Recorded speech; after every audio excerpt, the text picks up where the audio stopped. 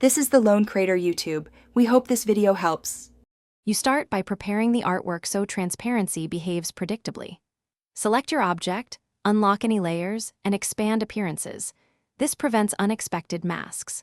Once done, toggle Outline View with Ctrl or CMD+Y to reveal stray paths and compound shapes that interfere with opacity.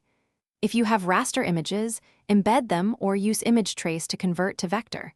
Otherwise, you'll get flattened results. Make sure blends and effects are expanded, so the transparency controls affect the actual shapes you intend.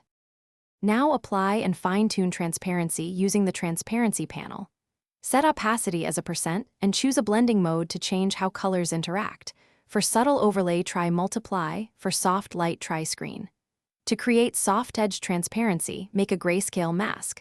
Place the mask shape above, select both, and choose Make Mask. Then edit the mask thumbnail. Once done, decide whether to isolate blending for a group. Isolating keeps blend effects inside the group, instead of affecting everything beneath it. Finish by preparing the file for output and checking common issues. If you must flatten, use Object Flatten Transparency and choose a rasterization resolution. Higher DPI reduces halos.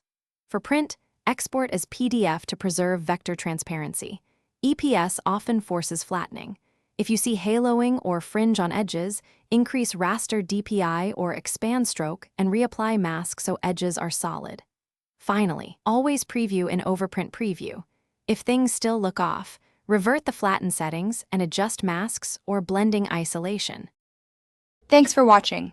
Consider subscribing if we helped you.